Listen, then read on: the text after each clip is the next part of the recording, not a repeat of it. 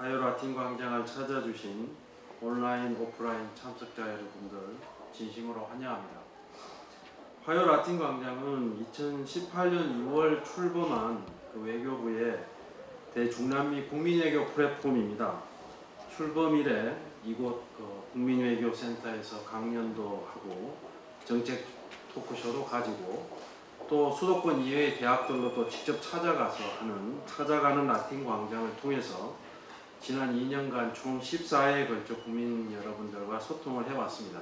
오늘은 이제 지난 3월에 예정되었던 금년 첫 행사가 이 코로나 사태로 연기가 되어서 2달 만에 개최가 되어서 더욱 감회가 새로운 그런 상황입니다. 우리나라는 온 국민이 힘을 모아 이제 코로나 확산세를 지금 막아내고 있습니다만 여전히 걱정의 불씨는 남아 있습니다. 이런 상황에서 뉴노멀의 새 일상에서 생활 속 거리두기를 준수하면서도 더 많은 국민 여러분들과 소통하기 위해 어떻게 하면 좋으냐 하는 고민을 많이 해왔는데요. 그래서 이렇게 오프라인으로는 소수의 인원만을 초대해서 여러분과 강연을 직접 하고 또 대신 이를 영상으로 제작해서 더 많은 분들이 온라인을 통해서 화요 라틴 광장을 접할 수 있도록 그렇게 하려고 합니다. 오래 기다리신 만큼 오늘 화요 라틴 광장에서는 멀리서 아주 특별한 강연자를 모셨습니다. 자가격리까지 불사하고 미국에서 오신 전우석 감독이십니다. 감독님께서는 뉴욕에서 변호사로 활동 중이시던 2015년 휴가차 우연히 쿠바로 가셔서 거기서 이제 쿠바 한인 후손을 만나신 이후로 쿠바 한인의 발자취를 다룬 장편 다큐멘터리 헤로니모를 제작하셨다고 합니다. 헤로니모에 대해서 몇 가지만 소개해드리면 우리 한국에서는 작년 11월에 개봉되는데 다큐멘터리 영화로는 예외적으로 16,000명의 관객을 동원했다고 합니다. 그리고 헤로니모는 미국과 아시아, 유럽 등 세계 15개 영화제에 초청을 받았다고 합니다. 감독님은 작년 한국예술평론가협회로부터 올해의 주목할 예술가로 선정되셨습니다. 그리고 작년 12월에는 3.1운동 및 대한민국 임시정부 100주년 기념 청와대 오찬회로 초청되셨다고 합니다. 오늘 강연을 흔쾌히 수락해 준 전우석 감독님을 다시 한번 뜨거운 박수로 맞아주시면 합니다.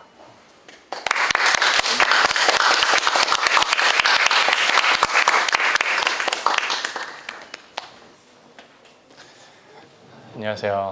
처음 인사드리겠습니다. 우선 이런 자리에 설 수 있어서 굉장히 영광이고 또 지난 3, 4개월 동안 꾸준히 지속적으로 이제 관심 보여주시고 이 일을 성사시킬 수 있도록 뒤에서 이제 열심히 일해주신 관계자분들께 진심으로 감사드립니다.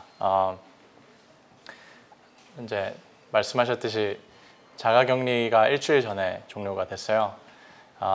제가 워낙 3월 초에 이제 유럽에서 상영회를 마치고 이제 뉴욕에 딱 도착해서 추후 5월까지 30번 정도의 이제 상영회가 또 다른 곳에서 진행이 돼서 그걸 준비하려던 차에 코로나가 이제 터졌고 코로나 이후에 이제 뉴욕 집에 한 달 반 동안 행정명령 스테이 홈 오더가 있어서 동생이랑 굉장히 공포감에서 떨면서 이렇게 거기서는 심리적으로 불안해서 저희가 테스팅도 받아보려고 했는데 테스팅도 못 받는다 그러고 주위에서는 맨날 앰뷸런스가 왔다 갔다 하고 그리고 사람들이 서로 경계하고 뉴스 보면은 이제 사망자가 뉴욕에 지금 25,000명까지 갔죠.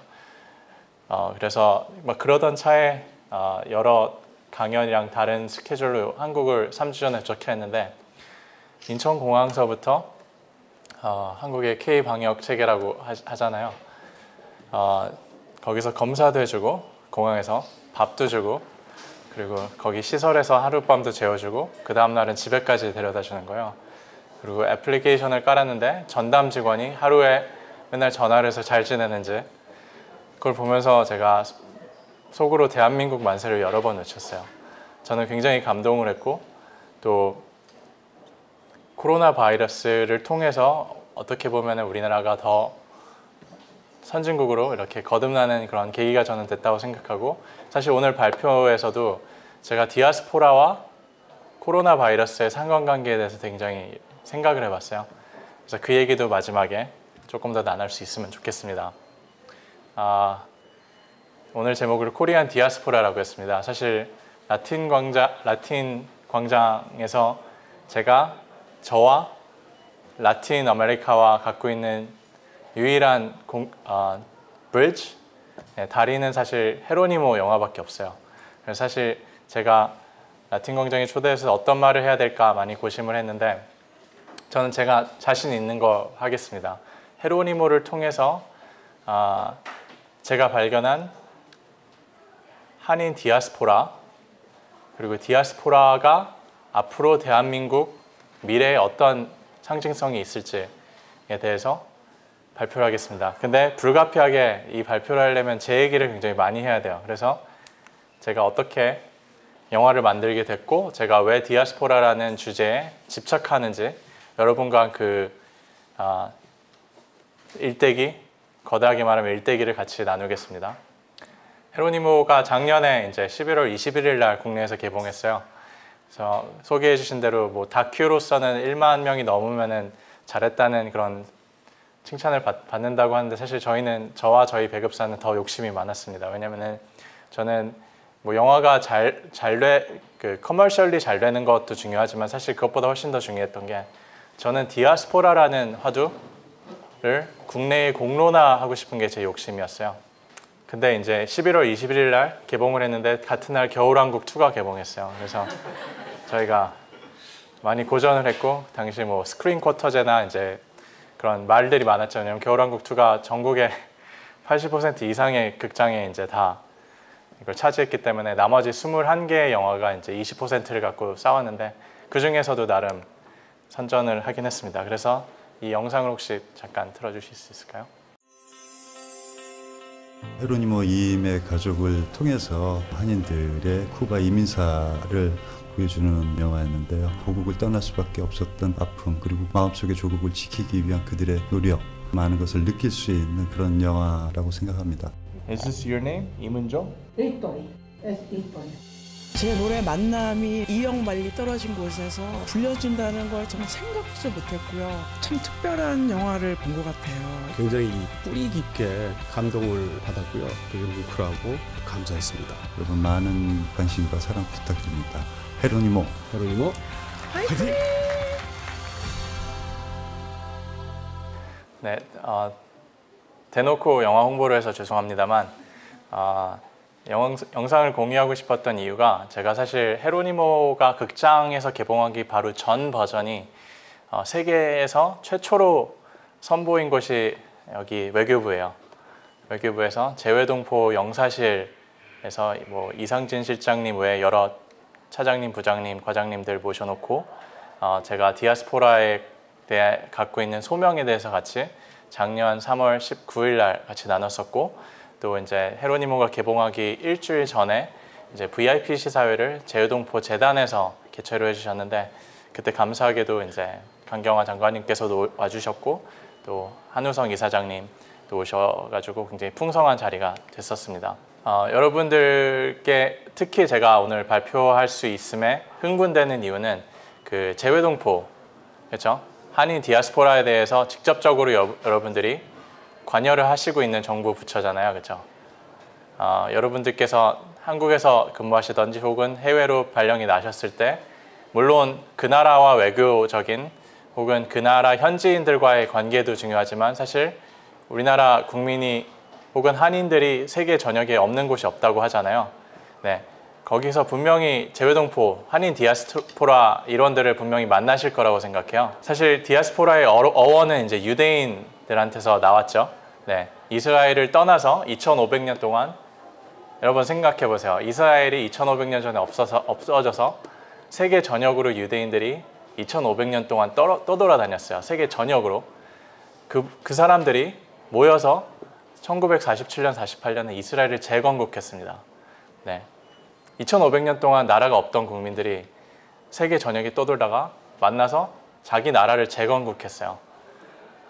저는 디아스포라가 할 수 있는 힘이라고 생각해요. 이거를 나중에 좀 이따 한인 디아스포라가 과연 한반도에 어떤 영향을 줄 수 있을까? 어떤 역할을 할 수 있을까에 대해서 같이 잠시 자문하는 시간을 가졌으면 좋겠습니다. 글쎄요, 외교부에 계시기 때문에 아마 디아스포라에 대해서는 남들보다 다른 해안을 갖고 계신다고 저는 생각을 하는데,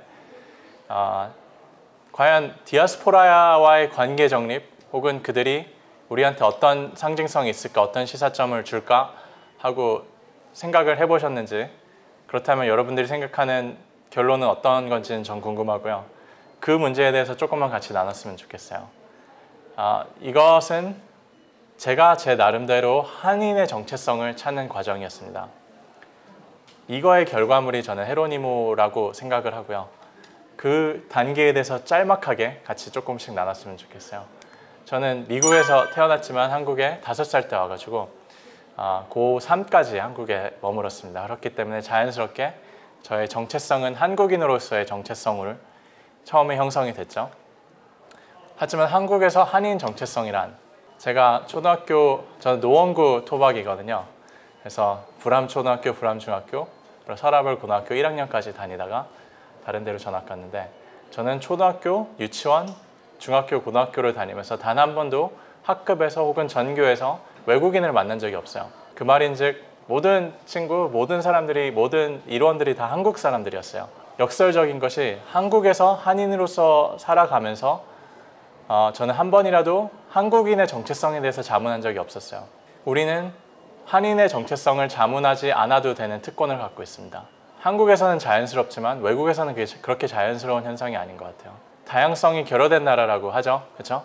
우리나라는 순혈주의가 중요하고 단군의 후손이고 단일 민족이고, 제가 궁금해서 위키피디아 아시죠, 여러분? 위키피디아에서 세계에서 다양성이 가장 결여된 나라 159개의 나라가 이제 쭉 순위로 매겨져 있어요. 문화적, 인종적 다양성이 가장 결여된 나라. 여러분 나중에 찾아보세요. 우리나라가 몇인 줄 아세요? 159개 국가 중에서 다양성 결여 순위 대충 어딜까요? 158위예요. 우리나라가. 159위가 꼴찌가 누군지 아세요? 실제 순위입니다. 일본이 이제 그 전이죠. 한반도가 물론 이제 ethnic하고 cultural diversity 레벨이기 때문에 뭐 지표가 조금 다를 수 있지만, 지금 공식적으로 존재하는 통계상으로는 우리나라가 세계에서 가장 인종적, 문화적 다양성이 가장 결여된 나라고, 북한이 꼴찌로 됐어요. 이거를 보면서 저는 실제로 정말 그렇구나, 우리나라가 다양성이 결여된 나라고 한인 정체성에 대해서 자문할 수 없는 그런 환경에 우리가 노출이 돼 있구나, 이렇게 생각했죠. 그러다가 이제부터 좀 재밌어집니다. 제가 미국에 18살 때 돌아갔는데, 저는 그때 처음으로 제가 다수의 일원에서 소수의 일원이 되는 느낌을 받았어요. 네, majority에서 minority가 되는 느낌을 받으면서 굉장히 큰 충격이 왔습니다. 네, 내가 minority로서 어떻게 살아야 되는지, 그리고 그때 제가 어렸으니까 고민의 방식이 굉장히 이분법적이었어요. 뭐냐면은 내가 내 정체성을 규정하는데 이제 국가적 차원에서 생각하기 시작했죠. 나는 미국 사람인가 한국 사람인가? 난 한국을 떠났고 저는 미국에서 태어났지만, 이거는 뭐 사족이긴 한데, 제가 18살 때 죽은 신의 사회라는 영화를 보고 카르페 디엠을 어디서 더 잘할 수 있을까? 우리 아버님께서 또 이제 교환교수로 미국을 고3 때 가는 시기라서 그때 이제 한국 국적을 버리고 미국 국적을 택했죠. 그러면서 나는 공교롭게 당시 유모모의 가수 사건이 또 터졌어요. 그래서 어린 마음에 상처를 받고, 그럼 난 더 이상 정당성 있는 한국인이 될 수 없겠구나. 그럼 나는 미국인으로서 살아야겠다. 그럼 미국인이 된다는 건 어떤 뜻일까? 미국화 되는 거겠지? 그러면 미국화 된다는 건 무엇일까? 주류화 돼야겠다. 그럼 주류화 된다는 게 무엇일까? 백인화 돼야겠다. 난 최대한 백인처럼 돼야겠다. 그런 생각이 제 머릿속을 지배를 했었어요. 그러다가 대학교 가서 이 사건에 대해서 배우게 됩니다. 그러면서 제 정신세계가 완전히 바뀌는 경험을 했어요. LA 폭동 사건. 그 말인즉 그 전에는 아까 말씀드렸듯이 저는 제가 미국인인가 한국인인가 네, 그 이슈에 대해서 굉장히 생각을 하고 있었는데 LA 폭동 사건을 배우게 되면서 저는 그 전에 있었던 정체성이 코리안 아메리칸, 재미한인이 되는 경험을 했어요. 네. 그때 재미한인들이 굉장히 크게 깨달았죠. 아, 우리가 아메리칸 드림을 위해서 미국에 왔는데 7, 80년대 넘어온 이민자들이 대부분들이잖아요.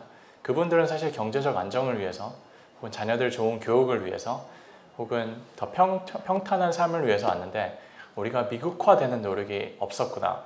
우리가 다른 인종과 소수민족들과 화합하고 타협하려는 그런 움직임이 전혀 없었구나. 우리가 조금 더 책임 있는 아메리칸 시티즌, 미국 시민이 되어야겠다. 코리안 아메리칸이 되어야겠다는 결정적 계기를 한 계기가 LA 폭동이라고 합니다. 여러분 진주만 사건 아시죠? 진주만이 폭격당했을 때 미국의 캘리포니아나 서부 지역에 사는 30만 명의 재패니스 아메리칸, 일본계 미국인들이 30만 명이 잡혀서 미국 정부 시행명령으로 인해서 감옥 같은 데서, 사막 같은 데서 3년 이상을 살았죠. 왜냐? 너네는 일본의 스파이라고. 그렇죠? 사실 그때 1942년 3년 일본인들이 공격당했을 때만 해도 그들은 3세, 4세까지 일본인, 재패니스 아메리칸들이 있었어요. 근데 자국이 미국을 공격하니까 갑자기 그 모든 사람들이 잠재적 스파이가 돼서 외국인 취급을 받았습니다. 제가 이 말을 하는 이유는 그때 재패니스 아메리칸 정체성이 형성이 되는 굉장히 중요한 계기였다고 하더라고요. 근데 LA 폭동 사건이 한인들한테는 진주만 사건이랑 굉장히 비슷했어요. 그런 면에서. 제가 이 강의를 지난 4년간 미국 한 100번 정도 미국 고등학교, 중학교, 그리고 대학교 다니면서 한인 교포 친구들 영어로 이제 강연을 하거든요. 다 LA 폭동 사건에 대해서 잘 몰라요. 그리고 그게 얼마나 중요한 사건인지 잘 장을 못하고 있습니다. LA 폭동 사건 이주의 그런 미주 한인 역사는 뭘까? 제가 쿠바 다큐멘터리를 제작하면서 쿠바에 한인들이 있는 것은 그들이 먼저 멕시코, 유카탄으로 갔기 때문이고 그들이 유카탄으로 갔던 이유는 한인들이 1902년부터 5년까지 하와이에 사탕수수 노동자로 왔기 때문이에요. 그러면 하와이에 사탕수수 노동자로 이들이 왜 왔을까? 아까 그 할아버지가 미국에서 역사학자이면서 이제 저널리스트인데 이분이 저한테 그랬어요. 한인들이 미국에 처음 땅에 발을 디딘 것은 아브라함 링컨 때문에 한인들이 왔다. 저한테 이런 말 하는 거예요. 여러분 그 상관관계를 생각해 보실 수 있으세요? 아브라함 링컨 때문에 한국인들이 미국에 왔다? 그래서 할아버지 저 무슨 말인지 모르니까 더 말씀해 달라고. 그러니까 이분이 그러셨어요. 1863년 흑인들에 대해서 노예 해방 선포를 이분이 하시고 나서 서부로 그때 막 진출하려던 그 파이어니어들 있잖아요. 미국 그 금광 캐러 막 하여튼 그 사람들이 이제 갑자기 값싼 노동이 없어지니까 값싼 노동을 찾기 시작했다는 거예요. 그래서 아시아를 바라본 거죠. 아시아에 중국 사람들이 있다더라. 그들은 와서 정말 대리노예처럼 노예처럼 일을 해도 막 우리가 함부로 대해도 아무런 인권을 외칠 수 있지 않는 그런 상황에 있다. 그래서 중국인들이 먼저 오고 그 다음 일본인들이 오고 그 다음 조선인들이 도착했다는 거죠. 그러니까 너네들은 대리노예이다. 저한테 이랬어요. 대리노예다. 그러니까 너희 스포일돼서 너네가 잘난 줄 아는 모든 재미학생, 재미한인 대학생들아 너네 까불지 말라. 너희들의 그 오리진, 기원은 노예이기 때문에 그걸 너네가 알고 있어라. 그리고 흑인과 너네가 동질감을 느껴라, 엠패티를 느껴라. 저한테 막 이렇게 설교를 하셨었어요. 근데 저는 그때까지만 해도 우리나라가 다 경제 이민자라고 생각했었는데 그 전에 기원이 대리노예였다는 사실이 사실 저한테는 굉장히 충격적으로 다가왔었어요. 이거는 제가 대학생 때 캐스컨이라고 재미한인 대학생 연합회에서 이제 발표를 하는 장면인데 이거는 제가 한인에서 재미한인이 되는 계기가 여기 보여진다고 생각해서 넣습니다. 그리고 저는 그때까지만 해도 오케이, 나는 재미한인이기 때문에 앞으로 내 역할은 내가 알겠다. 나는 재미한인으로서, 코리안 아메리칸으로서, 소수민족으로서 살아가는 방법이 내 앞으로 운명이겠구나 생각을 했어요. 근데 제가 대학을 졸업하고 나서 연변에 갔습니다. 중국 연변 과학기술대학교라는 데서 이제 한 학기 동안 있었는데 거기서 처음으로 이제 연변이고 조선족 친구들을 그때 처음 만났어요. 저는 당시만 해도 로스앤젤레스에 있는 코리아타운이 한국 밖에 있는 가장 큰 항구이라고 생각을 하고 있었거든요. 근데 연변에 가보니까 연변 자치주가 우리나라 국토의 대한민국의 반인 거 아세요? 그 반인 큰 땅에 당시만 해도 조선족이 100만 명이 넘게 있었고, 그리고 거기는 공용어가 중국어랑 한국어잖아요. 네, 조선어. 어느 곳에 가던 한글을 보고 한국말을 사용하고 한국 정통 문화를 이해하고 있고 한국 노래를 듣고 한국말을 사용하는 친구들을 보면서 저는 굉장히 큰 충격을 받았어요. 한국 밖에 또 다른 한국이 여기 있네. 여러분들 잘 아시겠지만 이제 중국에서는 소수 민족 정책에 따라서 많은 조선족들이 본인들을 중국인으로 인식하는 경향이 있지만, 그 중에서 소수의 좀 민족적 정체성에 대해서 고민하는 친구들을 제가 만나게 됐는데, 이 친구들이 자신을 사과배라고 표현하더라고요. 이제 연변에서만 나는 혼합 과일이 사과배라는 게 있어요. 우리는 사과도 아니고 배도 아니고 사과이면서 배고 중국인이면서 한국인이지만 한국에서도 북한과 남한 사이에 그거를 결정해야 되는 굉장히 지리학적 운명을 우리가 타고났다. 그런 소리를 들었을 때 저는 처음으로 내가 미국에서 했었던 재미한인으로서 이중 정체성 고민이 재미한인뿐만 아니고 조선족 친구들도 하는구나. 그때 처음으로 느꼈고, 대학교 때 제가 잠깐 탈북자들의 인권을 도와주는 그런 활동을 했었어요. 이제 중국 등지에서 이제 떠돌아다니는 친구들, 그 친구들을 만나면서 이들이 한국에 정착했을 때 이들이 정체성 고민을 하는구나. 두 나라 중에서 제가 독일에 배낭여행 갔었는데 함부르크에서 독일 친구들을 만나고 그들이 저한테 우연히 오늘 저녁에 2세 네트워크라는 제독 교민 모임이 있다는 거예요. 한인 후손들. 여러분들 국제시장에서 보시면 아시겠지만 대부분 독일에 있는 분들 자녀들이 탄광 광부랑 이제 간호사분들의 자녀분들이 대부분 독일 한인 후손들의 그 근간을 이루고 있죠. 5만 명 이상의 제독 친구들을 알게 됐고, 제가 브라질의 로펌에서 인턴을 했었어요. 2011년에. 근데 우연히 또 코리안 브라질리안, 제 브라질 한인 변호사님들을 만나면서 그들 커뮤니티에 완전히 깊숙이 개입하게 됐어요. 이 2달 동안. 그러면서 거기 역시 5만 명 이상의 쿠바 브라질 후손들이 있고, 그 친구들도 역시 브라질과 한국 사이에 어느 정도 자신의 정체성에 대해서 고민을 하고, 제가 2010년에는 남아공에서 인턴십을 했는데 남아공 코리안 사우스 아프리칸 친구들을 또 만났어요. 거기도 몇천 명 규모의 친구들이 있더라고요. 이 친구들은 한국과 또 아프리카, 또 어떻게 보면 아프리카에 있는 한인 후손들은 또 좀 더 국제적인 그런 요소들이 강해서 그 사이에서 굉장히 중립적으로 어정쩡한 자신의 정체성에 대해서 고민하는 걸 보고, 고려인들, 이건 모스코에서 찍은 건데 50만 명 이상의 고려인들이 있죠. 중앙아시아와 러시아에. 그 친구들 역시 3세대, 4세대가 됐음에도 불구하고 한인 정체성 그리고 러시아 정체성에 대해서 고민을 하고,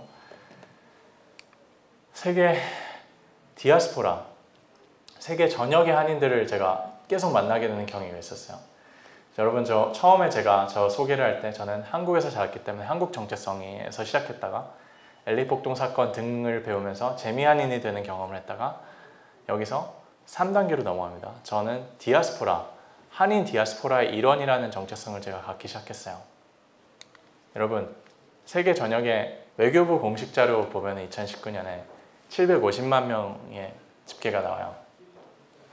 근데 여기에 입양아 수치가 일부만 포함이 돼 있고, 입양아가 나왔던 2세, 3세 수치는 포함이 안 돼 있습니다. 알고 계세요? 그러면 적어도 공식적으로 우리가 잡는 입양아가 한국 전쟁부터 20만 명인데, 뭐 학계에서는 40만, 50만 명까지 된다는 분들도 있어요. 이들이 적어도 한 명의 자녀만 낳았어도 40만 명이고 2명이면 60만 명이잖아요. 그 수치가 아직 포함이 돼 있지 않습니다. 그러면 800만 명의 재외동포, 800만 명의 재외동포는 5천만 명 국민 대비 16%예요. 세계에서 16% 이상의 국민이 해외에서 사는 예는 사실 극히 드뭅니다. 네, 우리가 중국 화교들 많다고 하잖아요, 세계 전역에. 근데 이들이 화교가 아무리 많아도 5천만 명 정도 되거든요. 물론 5천만 명이 많긴 하죠. 인구 대비 12억 인구 대비 5천만 명은 얼마나 돼요? 네, 몇 퍼센트 안 된단 말이에요. 4%, 3%? 근데 우리나라는 16%의 한인이 한반도 밖에 있습니다. 그래서 이거는 제가 법률 스님을 개인적으로 좀 많이 좋아하는데 그분이 이제 쓰셨던 100년 한국이라는 책에서 나왔던 그런 질문이에요. 우리나라 근현대 사회에서 늘 세대마다 세대적 대의가 존재했었대요. 네. 그래서 100년 전에는 우리 증조부 세대일 텐데 아마 세대적 대의가 독립이 아니었을까? 그 다음에는 우리가 전쟁으로 폐허가 됐기 때문에 경제 발전이 아니었을까? 그 다음에는 어느 정도 우리가 잘 살 수 있으니까 이제 민주화가 아닐까? 그러면서 책의 마지막에 이렇게 질문이 되더라고요. 너네 세대의 대의는 뭐냐? 뭐 책에서 제시하는 그리고 제가 동의하는 평화 한반도라는 결론을 맺고 책이 종료를 하는데 전 여기서 조금 더 나아가고 싶어요.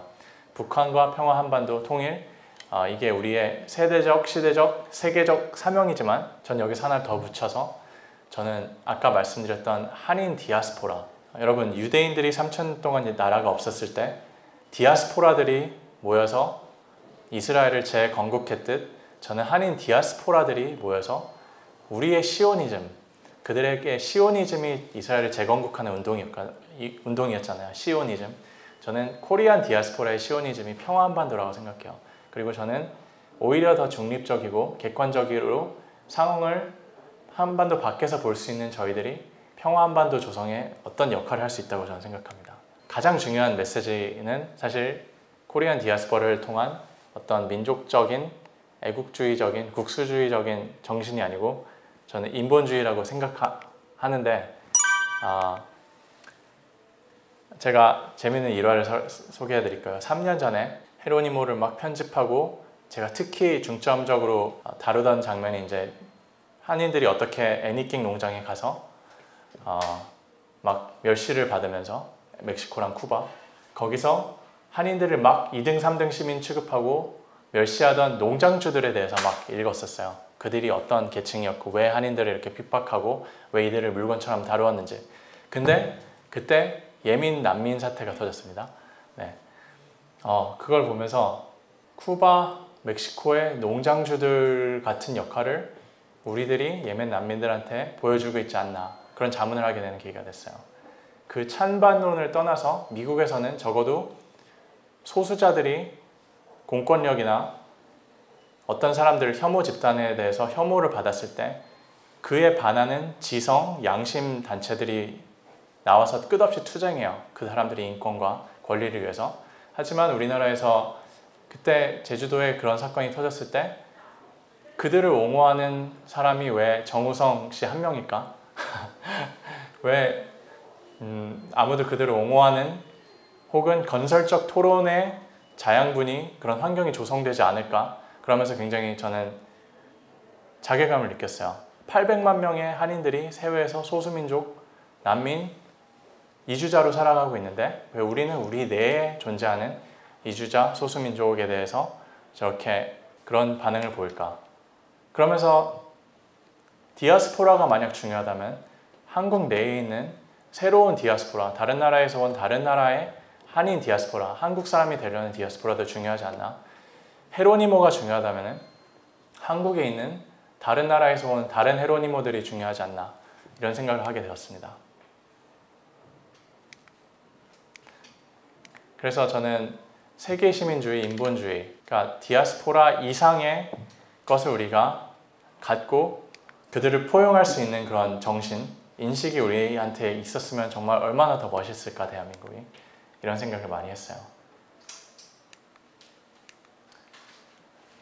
이제 코리안 디아스포라. 저는 또 개인적으로 우리나라 내부적으로 존재하는 디아스포라에 대한 조금 불편한 시각도 굉장히 불편해요. 예를 들어 아까 언급했었던 조선족, 고려인, 탈북자, 입양아들 혹은 다문화 가정에 피가 섞인 친구들, 재미교포도 어느 정도, 재미교포는 사실 굉장히 운이 좋고 축복받은 사람들이지만 그럼에도 불구하고 어떻게 하면 디아스포라가 더 우리의 연장선이다, 그리고 우리의 일부다, 이런 국민적 인식이 형성될 수 있을까 많이 고민하고 있습니다. 그렇기 때문에 헤로니모가 저한테는 중요했었고, 제가 유대인 랍비한테 한번 찾아갔어요. 이건 영화에서도 나오지만 유대인 랍비한테 어떻게 유대인들은 스스로를 정의합니까? 유대인 랍비가 저한테 했던 말이 유대인에 대한 정의가 축소되면 축소될수록 이건 유대인한테 자기 파괴적인 결과를 낳는다.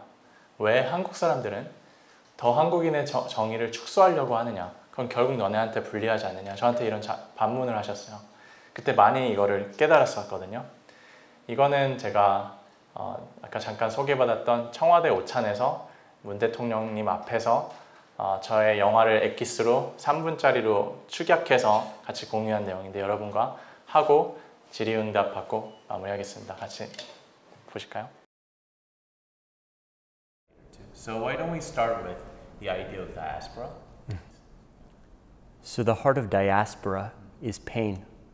The idea that you can't live in your ancestral homeland, that you can't be where you want to be, and perhaps you can't practice a religion or a culture in the way that you otherwise would. But what results from the pain is innovation. The idea that you can change some of the traditions and adapt them and modernize them and make them relevant wherever you are.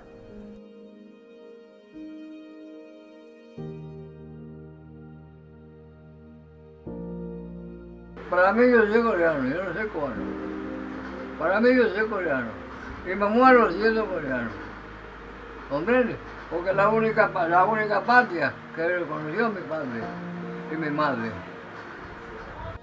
나한테 한국어 좋지 않아요. 그렇지만 매일 한국어 공부하고 있어요. 한국 깨끗한 사람입니다. 알아요. 그렇지만 난 한국 사람이고 Could you read the letter from your grandfather? Ya. La patria. Patria es el legado de abnegación de nuestros antecesores y la ofrenda de nuestros mártires. Es la inspiración de los que sueñan un mañana mejor y un futuro de hermandad. Su concepto va más allá de las fronteras geográficas. No se limita a los que nacen en un lugar determinado, ni se sujeta a las normas políticas de un nacionalismo egoísta. El sentimiento patriótico debe fundirles a la esperanza y al clamor de los desposeídos, de los explotados que aspiran y luchan por un mundo mejor. La patria es la dignidad y el honor de los que saben merecerla.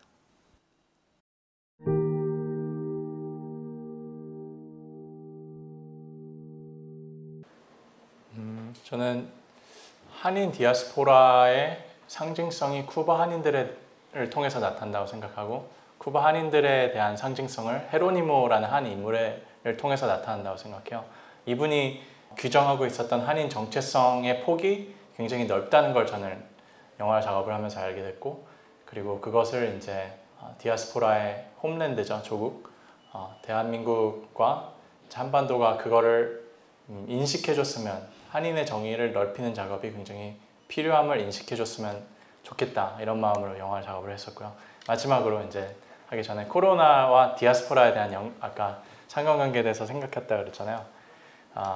저는 굉장히 감동을 받은 사건이, 뭐 개인적으로 제가 그 관리를 잘 받아서 그런 것도 있겠지만 재외국민 전세기를 보낸 걸 보면서 우리나라 진짜 대박이다. 다른 나라 사람들은 자기 자국에 가고 싶어도 그럴 수 없는데 그런 거에 대해서 굉장히 감동을 받았고, 또 미등록 체류자, 최근에 문자가 막 다 왔더라고요.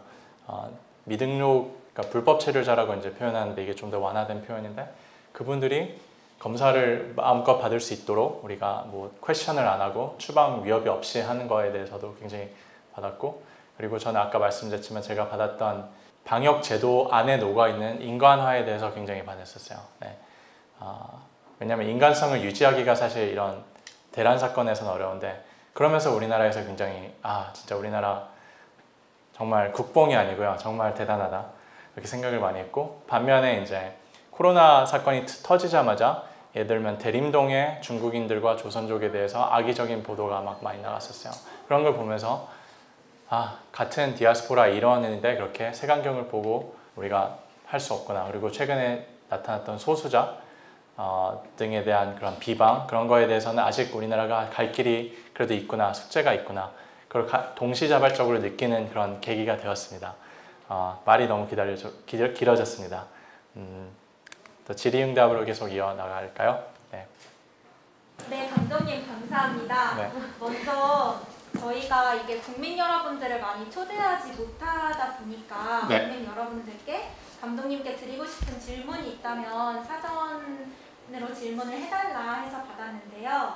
이 중에서 2가지만 질문 드리겠습니다. 첫 번째로 김지현님 질문입니다. 쿠바 한인 디아스포라를 한국에 알린 중요한 연결고리로 감독님 영화가 큰 역할을 하게 된 것 같습니다. 내년이 쿠바 한인 이주 100주년이라고 들었는데 이와 관련한 활동 계획도 있으신지요? 네, 좋은 질문이고요. 말씀하셨듯이 2021년 3월 25일이 쿠바 한인들이 쿠바에 정착한 지 100주년이 되는 해요. 그래서 사실 현재 쿠바 후손들이 1000명 정도밖에 없긴 하지만 사실 아까 말씀드렸지만 저는 그 1000명이 우리한테 주는 시사점이 굉장히 큰 상징으로 다가온다고 생각하거든요. 그래서 이 100주년 기념과 관련해서 재외동포재단에서도 이제 100주년 기념 사업회 등을 이제 준비를 하는 와중에 코로나 때문에 지금 모든 게 스탑된 걸로 알고 있는데 사실 민간 단체 미국에서도 이런 발표를 했을 때 내년이 쿠바 100주년 이주 기념인 걸 알고 이제 민간 차원에서 굉장히 많은 행사를 벌이고 싶어 하세요. 그렇죠? 특히 쿠바가 우리나라와 미수교 국가이기 때문에 이런 거를 통해서 더 한국과 가까워질 수 있는 계기로 오히려 우리가 할 수 있으면 어떨까 이런 행복한 상상들을 많이 하고 있는데 저 역시 그 기념비가 있어요. 네, 쿠바 한인 기념비. 그거가 100주년 때 이제 새롭게 건립이 된다 그래서 그걸 촬영 내지 쿠바 한인 후손 친구들 보러 갈 예정이고요. 네, 그렇습니다. 여러분들께서도 관심 가져주시고 외교부에서도 같이 갈 수 있으면 좋겠네요. 네. 다음으로 신정순 씨 질문 대신 드리겠습니다. 헤로니모 임의 아버지인 임천택 씨 등이 이국만리 땡볕에서 노동하며 번 소중한 돈을 독립운동에 후원했다는 사실에 감동받았습니다. 헤로니모라는 영화를 통해 숨겨져 있던 독립 영웅들이 빛을 보게 해주셔서 정말 감사드립니다. 제 질문은 향후에도 영화를 계속 제작할 계획이 있는지, 디아스포라 외 감독님의 개인적인 관심 주제가 있는지, 특히 혹시 라틴 광장에서 이 강연을 하신 만큼 중남미에 대한 관심 주제가 있는지 질문드리고 싶습니다.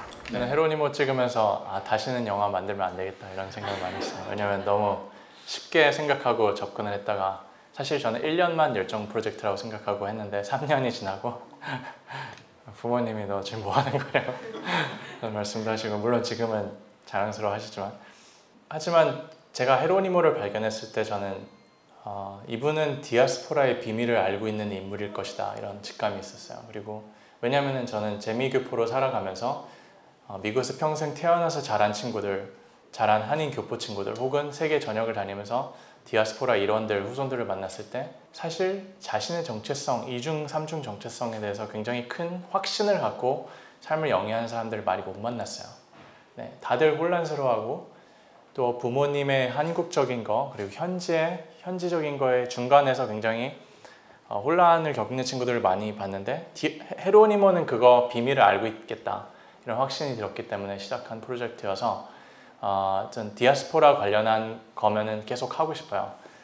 최근에는 사실 입양아 친구들과 관련된 그런 스토리텔링이 사실 굉장히 저한테 다가오고 특히 아까 계속 언급드렸지만 조선족 분들이 국내에서 차지하는 그 위상이라든지 편견, 오해 같은 것들을 좀 이렇게 풀어낼 수 있는 그런 스토리텔링이 어디 있지 않을까 그래서 관심만 갖고 있고요. 네, 그리고 향후 지금 디아스포라 제 경험과 관련된 책을 하나 쓰고 있습니다. 중남미와 관련해서는 당연히 이제 쿠바 오기 전에 한인들이 도착했었던 유카탄, 멕시코 한인들에 대해서도 관심이 많지만 여러분 그 스토리 아세요? 1914년에 과타말라에 한인들이 가서 과타말라 혁명군을 도와주는 대가로 그들이 조선 독립을 위한 독립 자금을 그 사람들한테 준다 그래서 이 사람들이 신조선이라는 나라를 건국했었어요. 과타멜라 정글에. 근데 이게 저한테는 재밌게 다가오는 이유가 제가 쿠바를 가게 된 계기가 2014년, 15년에 우리나라를 지배했던 키워드가 뭐예요? 비관적인 키워드. 헬조선이었잖아요. 헬조선 100년 전에 50여 명의 한인들이 과타멜라 반군 정부를, 걔네들 혁명 정부를 도와주면서 신조선이라는 나라를 만들었다는 게 너무나 크게 대조가 돼서 그냥 그런 것들로 단편으로 존재하면 어떨까 이런 행복한 상상만 하고 있고요. 네, 감독님 감사합니다. 저는 여쭤보고 싶은 점이 감독님께서도 말씀해 주셨듯이 4단계에 거쳐서 그런 처음에는 한국인에서 재미난인에서 디아스포라를 거쳐서 세계 시민으로 이런 경험을 통해서 그런 의식이 많이 바뀌셨다고 하셨는데 저도 감독님의 그런 취지에 되게 공감을 하는데 많은 한국인들이 앞서 말씀해 주셨던 것처럼 한국 내에서만 생활을 하고 인종적으로나 문화적으로 다양성이 결여된 상태에서 감독님께서 경험하셨던 그런 다양한 경험들을 하기가 힘들 것 같습니다. 그래서 그 취지가 중요하고 우리 모두가 공감해야 되는 게 맞지만 현실적으로 그걸 실현하는 과정에서 많은 한국인들이 그에 공감을 해야 되고 그래야 그게 정책적으로나 실현이 가능할 수 있을 텐데 그런 경험을 할 수 있기가 쉽지가 않은 게 현실인 것 같습니다. 그래서 그런 측면에 대해서는 감독님께서 어떻게 생각을 하시는지 여쭙고 싶습니다. 네, 질문 감사드립니다. 만약 우리나라 사람들이 세계 시민관이 아직 부족하다면 과연 우리나라 사람들에게 동력을 주는 그런 주의 혹은 정신 철학은 뭘까 이런 생각을 했을 때 만약 그게 민족주의나 혹은 애국주의라면은 그 애국주의가 잘 발현되고 있다고 생각하지 않아요. 그 예는 말씀드렸던 현재 우리나라 안에 거주하는 재외동포들이 받는 그 대우가 저는 아직 그 수준의 인본주의 수준에 도달하지 못했다고 생각하거든요. 말씀드리고 싶은 것은 사실 이번 정부에서 정말 감사하게도 그리고 맞게도 통일 한반도 평화를 신경 쓰고 있잖아요. 근데 저는 진정한 의미의 통합과 통일을 가능하게 하는 것은 그러니까 북한 주민들을 예를 들어 우리가 끌어안을 수 있는 그 기본적 정신세계는 인본주의여야만 될 것 같아요. 왜냐하면은 그렇지 않다면은 저는 우리가 그들을 포용할 수 있는 정신 상태가 마련되어 있다고 생각하지 않거든요. 네. 왜냐하면 지역주의가 있을 수도 있고 계급주의가 있을 수도 있고 그렇기 때문에 그래서 비록 우리나라가 다양성이 결여되어 있다고 하더라도 2,500만 명의 새로운 한국인을 포용하기 위해서는 결국 모든 사람들을 포용할 수 있는 인본주의가 마련이 되어야 된다고 생각하는데 그걸 위한 방편으로는 저는 이런 내러티브, 이런 담론들과 스토리텔링이 굉장히 중요하다고 생각해요. 특히 디아스포라와 관련돼서는 제가 지금 읽고 있는 책이 있어요. A Short History of Jewish People. 네, 유대인들에 대한 간략한 역사책인데 여기 재밌는 것은 2500년 동안 유대인들의 역사를 다루는데 유대인들도 종류가 굉장히 여러 가지가 있잖아요. 에티오피아 간 아프리카인 유대인들도 있고 중국에 간 차이니즈 유대인들도 있고 독일로 간 아시케나직 유대인들이 있고 스페인으로 간 스페니쉬 세파르딕 유대인들이 있고 미국으로 간 이제 아메리칸 주이시 피플이 있는데 그들의 역사가 편향되지 않고 동등하게 다 담겨져 있어요. 네. 저는 만약에 한국인에 대한 짧은 역사책이 있다면은 제가 장담컨대 한반도 안에서 일어난 사건만 기술이 되어 있을 겁니다. 저는 앞으로 우리가 코리안 히스토리를 다룰 때 디아스포라의 역사도 한국 역사, 대한민국 역사, 한반도 역사의 일부로 돼야 된다고 생각해요. 그래서 현재 우리가 다문화 정책이 되게 잘 돼 있잖아요, 우리나라에서. 체계적으로. 저는 디아스포라 교육도 지속적으로 이루어져야 된다고 생각을 합니다. 네. 저도 이제 감독님 그 다큐멘터리를 잘 봤고요. 보면서 이제 느끼는 거는 그 헤로니모라는 이 사람이 진짜 주어진 그 열악한 환경 속에서도 최선을 다해서 한 생을 살아갔던 그런 인물을 잘 보여줬다 이런 생각도 들고 많이 감동도 받고 마음도 착잡한 마음 들더라고요. 근데 이게 되게 굉장히 복잡한 여러 가지들을 너무나 이렇게 하시면서 고민한 흔적들이 보였던 것 같고, 그랬을 때 저는 이제 감독님께서 이 헤로몬이라는 이 사람에 대해서 어떤 견해를 갖고 있는지, 특별히 또 아까 전에도 말씀하셨듯이 디아스포라의 비밀을 알고 있다 이렇게 말씀하셨는데, 사실 강의를 듣고는 그 비밀을 저는 캐치를 못했기 때문에 예, 알고 싶습니다. 네, 여기서 혹시 영화를 보신 분 있으면 손 들어주실까요? 네, 우선 영화를 다 보셔야겠네요. 지금 IPTV나 유튜브 가면은 지금 렌트해서 보실 수 있으세요.